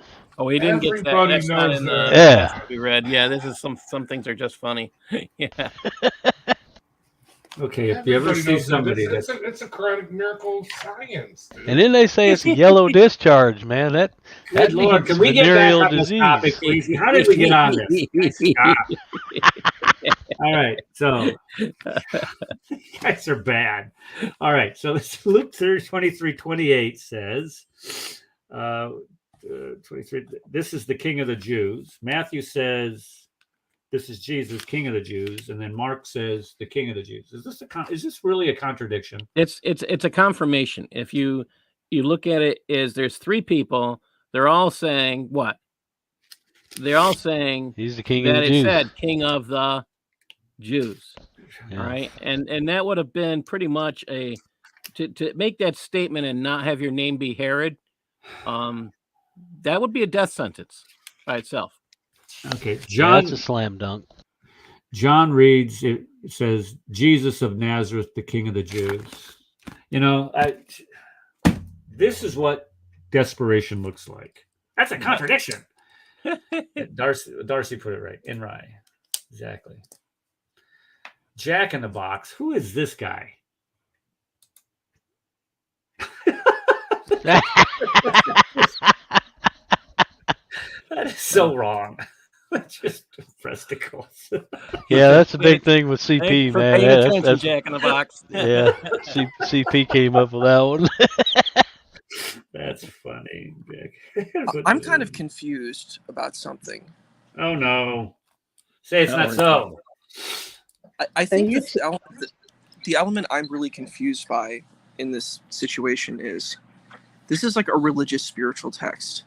Like what I don't understand is why people are trying to because I mean, if we take that examination and try to be extremely thorough and logical, pretty much it's like every text is going to fail in that situation. So if a Muslim says, well, look at the Torah, look at the New Testament, they contradict, well, then you face the problem of abrogated verses. Are they not contradictions?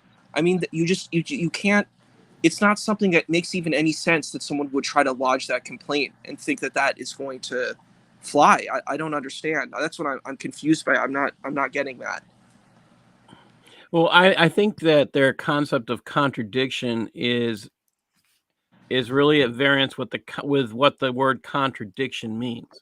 What you're talking about, what we're actually being shown by these contradictions, they're actually confirmations, and they're so they're looking at nitty gritty, but they don't allow themselves to even look at the Quran with the concept of looking at the nitty gritty.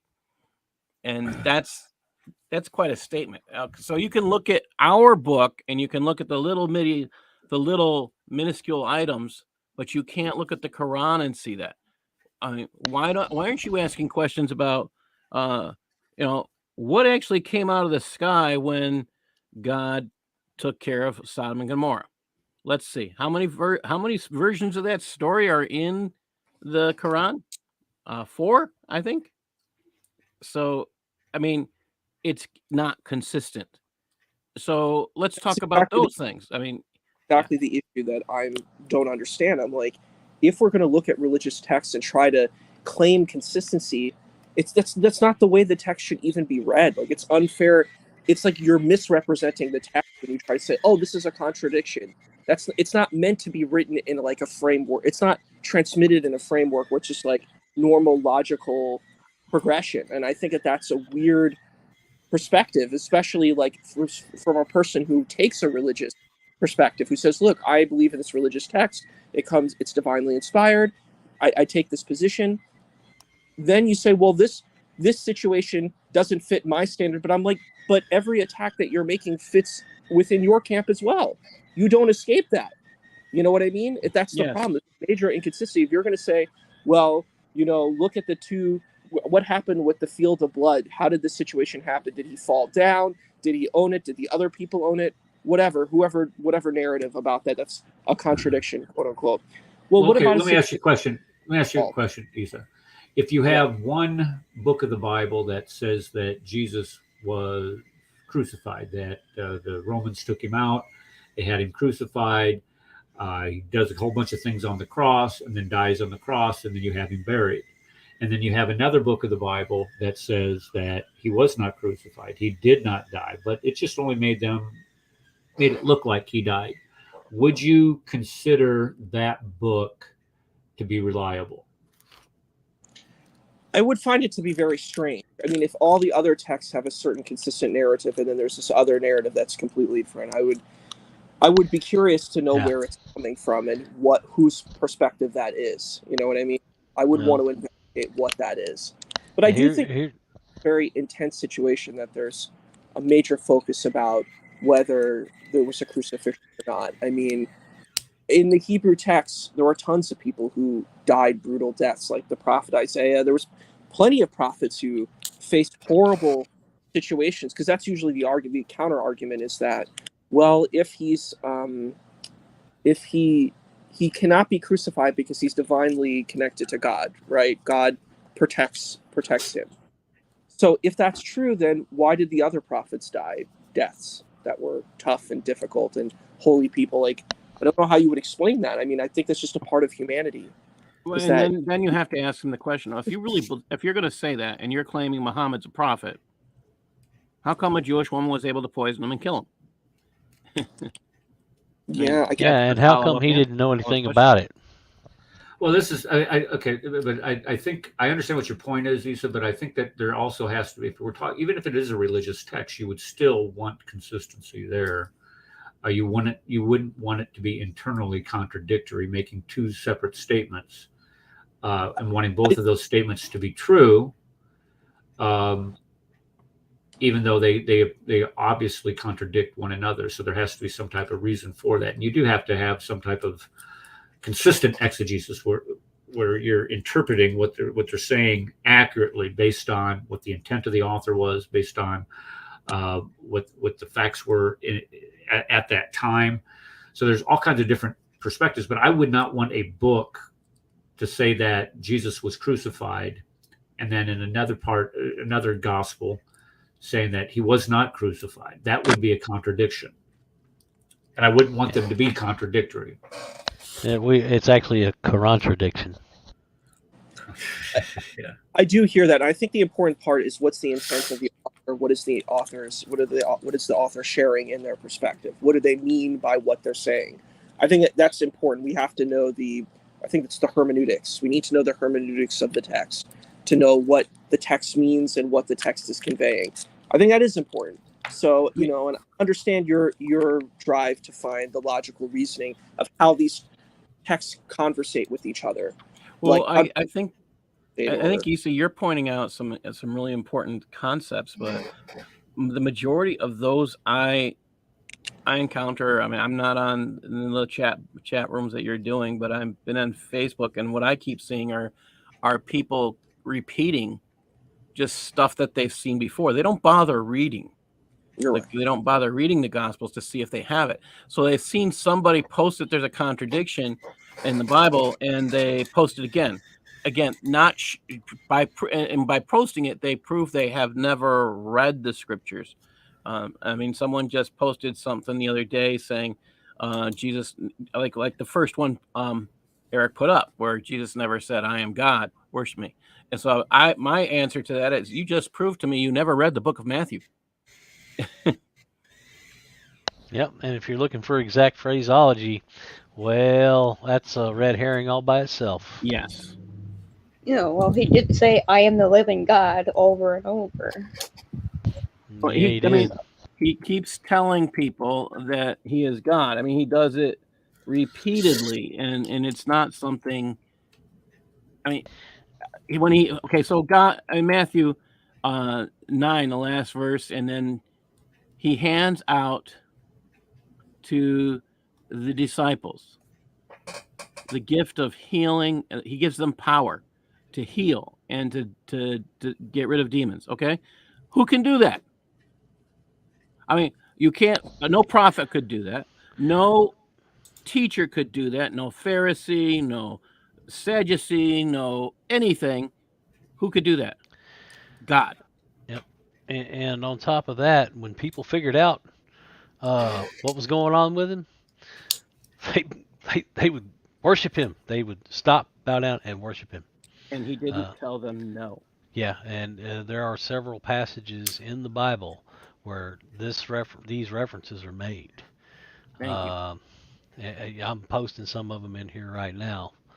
But you got Matthew 14:33, Matthew 28:17, Mark 5:6, Matthew 9 through 18, Matthew 15:25, Matthew 20:20, Revelation 19:10, John 20:28-29, Matthew 28:9, Hebrews 1:6, Luke 24:52. I mean, it's all over the Bible. People are worshiping Jesus. When I hear that, where did Jesus say, "I am God, worship me"? I'm thinking, if I said it, would you believe me? Yep. I do that a lot. I ask people, "Okay, I'm God, worship me." And what type of response do you get when you do that? They don't worship me. They probably lock you up and put you in an insane asylum. Yeah, well, it just shows how inconsistent they are, right? Right. Because if that's the only criteria, well, okay, I'm God, worship me. Okay, so let's take a look at this passage. I'm sorry, I wanted to make sure that we understood what the Bible said in this, because there are things that are added to the King of the Jews, Jesus of Nazareth. This is Jesus, the King of the. And so there are things added to it, but it doesn't. They don't contradict it, because it says what? Jesus, the King of the Jews. Just because they don't include other things does not make them contradictory. So you can just look at all of. We went through these, and some of them include. All of them include King of the Jews, but I think one of them only said, I think it was Mark, which you would expect, because Mark is the cliff notes of the gospel message. This is what you would find in the others. Okay. Let's see. Did Jesus both pray or not pray to the Father to prevent the crucifixion? Again, this is, I didn't finish this, so I'm not even going to go to there. I'm sorry, guys. Like I was telling you guys at the beginning of the show, I got in last night after driving for 3 straight days. And I had to put together a Sunday school lesson this morning, and I didn't get that last one all cleaned up, and I apologize for that. If you guys want to do Well, we more can of know, these, start. You know, they do have this thing called an aeroplane. It's a modern technology. Muslims invented it. It's a miracle of Islam. I'm just saying. well, you're exactly right. But my dad had several guns that I had to bring back, and I didn't want to have to check them on an airplane. So I thought, So you're I a had to gun bring it. smuggler then? Yeah, I was running drugs. Yeah, I'm running guns across state lines. Yeah, I'm going to get arrested. Is what's going to happen. But there are all kinds of other things that I brought back. Did you see my new friends that I bought back here behind me? Oh, you got some new piggies. Yeah, I got some piggies. I got 3 new pigs, 3 little pigs. Cool. Yeah. Cool. That was your father's way of supporting and buying more pigs. Right. Well, my grandfather was a pig farmer, and so my dad used to make fun of it by having little pig figurines because he absolutely hated pig farming. The smell itself is Yeah, but Yeah, I've been to a couple places like but that. bacon sure is awesome. Amen to that. Okay, we're gonna call it a day. I was gone for 10 days and the lawn didn't get mowed. Uh-oh. And so I got to get out there, and I got to the Queen of Kafiristan is out there doing the trimming and the other work, and my job is to mow. So I got to go get on the Kafir mower and mow this Hamajama. I'm going to wear a mask, I think, because if I get out there and that starts, I'll have a sneezing fit on the lawnmower, and that's never even fun. Well, I'm glad you made it home safe. Yeah, well, thank you. I appreciate that. It was the Queen. I told you the Queen flew out to Albuquerque, and so when I'm coming back, the first day I drove, I got to Albuquerque, and I picked her up that night, and she rode the last 2 days coming back. She drove part of the way. Did you make a left turn in Albuquerque? What does that mean? I don't know what that means. Oh, dude, come on now. You don't know that? Bugs Bunny. Is this a song? Right? It's Bugs Bunny. Yeah. I made a wrong turn in Albuquerque. Okay, I don't get out much. I'm sorry. You guys throw all these things at me that that just go. Whew. I'm starting to feel like I was a deprived child or something, where I didn't watch enough cartoons, I didn't listen to enough music, I didn't watch enough movies or whatever. You guys, you haven't seen that movie? No, I haven't seen that movie. I'm sorry. Anyway, okay, everybody in chat today, thank you again so much for coming and participating and policing up some of our trolls. Who was that one troll that was here at the beginning? What was that guy's name? The last Adam.